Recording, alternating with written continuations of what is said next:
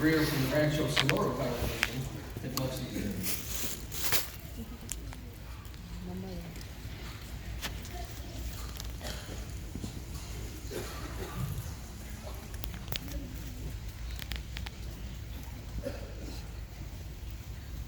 Because we love Jehovah with all our heart, we are happy to do whatever we can to demonstrate our love for Him. And that includes really living up to the goal that is set for us in 1 Corinthians 15:58, to always have plenty to do in the work of the Lord. Why? Because we know our labor is not in vain. We're going to visit with some who have endeavored to live up to that scriptural principle, who look for ways to expand their ministry, and we're going to talk about the blessings they have received as a result. We have with us first Brother Bruce Jones, and then on the other side of him we have Sister Carolyn Munoz. Now, Brother Jones, Bruce, you were telling me that between you and your wife, you have a combined years in full-time service of over 101 years.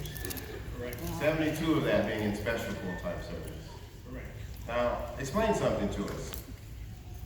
You had already expanded your ministry to regular pioneer, but why did you choose to expand more by applying special full-time service?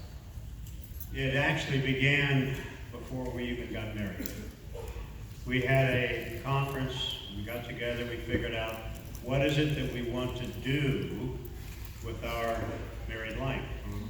So our decision was that whatever Jehovah directed, we would be willing to do. That meant whatever. That's a big whatever when you think about it. Now, and that takes on greater significance when you and Patty were sharing with me that Bethel service was not high on your list. You really did want to go to Bethel, right? Yes. Most of the experience I'd had with young Bethelites was not to my liking. So explain something. So why would you apply to Bethel if that's not where you really wanted to serve? We always put everything available that Jehovah has. So there was an opportunity to be considered for circuit. We had Gilead in. We had temporary work at Bethel, assignment, applications in. So it was up to him. Now, how long did you serve at Bethel? We spent 23 years at World Headquarters. What do you think about it now? As we say that recently, that comment, the home of our heart. Isn't that something? Unexpected blessing, right? So obviously along the way, Bruce, there's been challenges that you and Patty have had to deal with. How did you deal with those, and how did you see how Jehovah supported you with those challenges? The challenges usually came with getting a different assignment, having to move. We moved from the Pacific coast to the east, from the Canadian border to Arizona. So each of those, we looked for Jehovah to just pave the way. And in each case, everything that we needed became available, it was provided, and we used it and just went on with the ministry. Oh, nice, very nice. 101 years, full-time service. That is extraordinary. I can't imagine the blessings that you guys have enjoyed. Can you share with us just a few? One of the biggest ones, I thought, which was a total surprise, we had no idea, is I got a letter in our room in Bethel assigning us to Santiago, Chile to give a talk. And I called the brother and says, I think there's a mix-up. We don't have a ticket, we know where it is. And he says, don't worry about it, just wait a week. And the society flew us down, housed us, did everything, and I gave the talk. Blessing. Well, Bruce, we appreciate you and Patty's beautiful example. We know you're still full steam ahead, and you keep up your good work. Thank you for sharing your experiences with us. Okay, Carol, let's talk to you for a little bit. You and your husband Dave have a very interesting background. you were sharing with me that you both were very prominent in the civil rights movement in Milwaukee, Wisconsin. In fact, that brought you in a close association with some of the national figures in that movement. And you actually got introduced to the truth while trying to recruit one of our sisters, right? That's true. Yeah, we're glad she won. But the reason why I'm So here. let me ask you this, Carol. Yes. Why did you choose Regular Pioneer? What motivated you? That's interesting that you said that, because first of all, it was because of my love for Jehovah, okay? And my husband and I made a vow to Jehovah that we would do more for Jehovah than we did when we were very active in civil rights and in the church.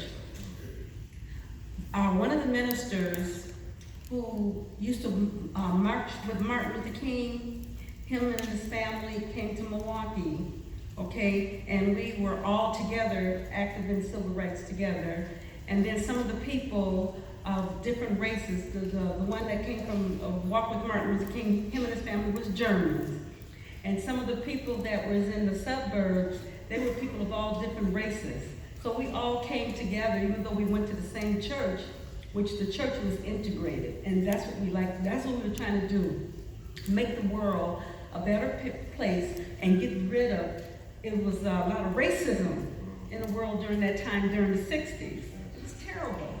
So all of us, we figured that we could take on the world. And which, we had really, really great success. The second reason is my conscience started to bother me, and I'll tell you why it started to bother me. Because my husband asked me, well, how come I wasn't pioneer? I don't know why he said that. He said it because I was auxiliary throughout the year. So I figured that was pretty good. And so I thought about it. I went to my bedroom and I thought about what he said. Couldn't think of no excuse, but being a regular pioneer, that's a lot of hours. Okay? But something else made me feel kind of bad, because two of my daughters, they became regular pioneers after high school, and then they went to the Need was great. And that was good, but at the same time, my conscience was really bothering me on that. I was happy. So I went in my bedroom, and I said, Carolyn, how come you're not pioneer? And I didn't tell Jehovah right then and there, because I didn't want to discuss it with Jehovah right then and there. It was bothering me. So I got that calendar out. That's when I prayed to Jehovah. And guess what? I came up with a schedule. A schedule just like that. And even though I was working part-time, and I went and I prayed to Jehovah. I said, Jehovah, I'm going to pioneer. Okay? I went in back in the other room. I said, Dave, even though I had to admit it, I'm going to pioneer. You were right. And you know what he said to me? He says, I'm so happy to hear that. I'm going to help you. I'll do what I can to help you. Very good. And he's been helping you. He's your pioneer partner now, isn't he? He's my pioneer partner now. That's a blessing. So we all have challenges we deal with. Yes. But you shared with me there's a specific, very personal challenge you've had to deal with over the years. Would you please Yes. share Now, that with us? Talking about these challenges, it's not easy coming out here talking about my challenges that I had. I had to deal with some insecurities, and I had a lack of confidence in myself. I understand. Many of us face those same challenges. So, despite those challenges, how Jehovah helped you, Carol? Well, heartfelt prayers to Jehovah, trusted in Jehovah, helped me to rely on him. And that was my problem. I wasn't relying on Jehovah. There's no reason why I should have been pioneer. I just wasn't honest with myself and trusted in Jehovah. And then when I said that prayer and I really put faith in him, that's when I got that desire to do that. And because of those insecurities, that's what held me back. But once I made up my mind, my family, friends, and the congregation, I was on my way. Very nice. When we're weak is when we're strongest, right? Tell me about it. Very nice. So, just would you mind sharing with us just some of the few of the many blessings you've experienced as a result? Listen, you know what, if I did it by heart, I could have to read it to you, right, so I get it all out, okay? Okay, knowing and serving Jehovah for 50 years, we already mentioned about my husband being a regular pioneer. My youngest daughter, Carmen, was at the Pioneers, a meeting that we had this past Friday. That was a blessing.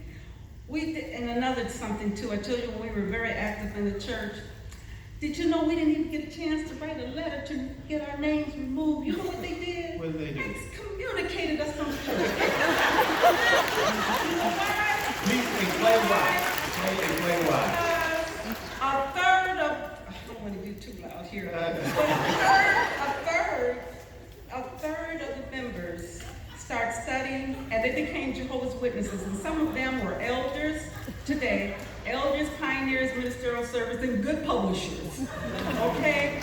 But it was a chain, wait till I finish here. A chain reaction. There was another third, okay, who didn't even go to church. They became Jehovah's Witnesses from a chain reaction. And that chain reaction is still going on because a couple of weeks ago, we heard two other ones had just got baptized. Oh my goodness, what a blessing. And we thank Jehovah for all these blessings. And this is what I got here in the PS. Jehovah has blessed our vow we made to him and continue to bless it. So never doubt Jehovah what he can do for you, but you gotta put faith in him and trust. Thank you so much.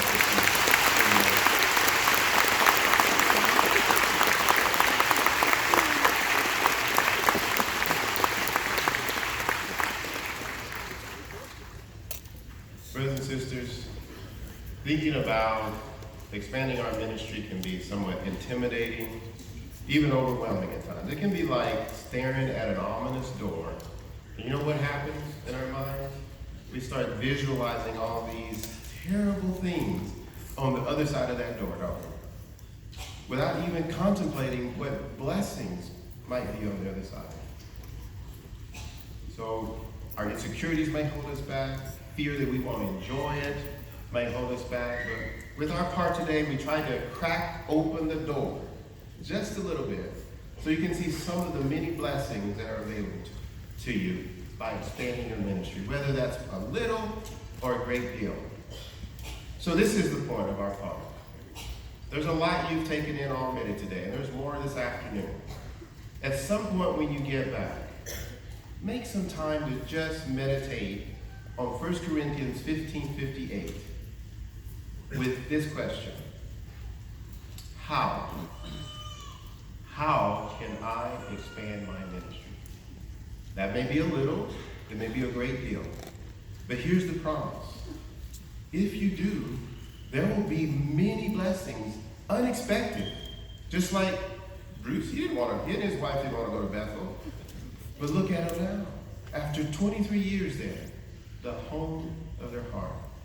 And Carolyn, she didn't think she could do pioneering, the hours, talking to people all the time.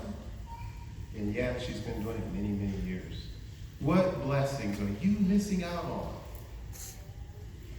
Meditate on that scripture and see what Jehovah blesses you with. Imagine, just a little while and we'll be in Jehovah's righteous new world. Imagine looking back on this system of things with satisfaction. Being able to say, I have plenty to do in the Lord's word. And you know what? Truly, my labor was not in vain.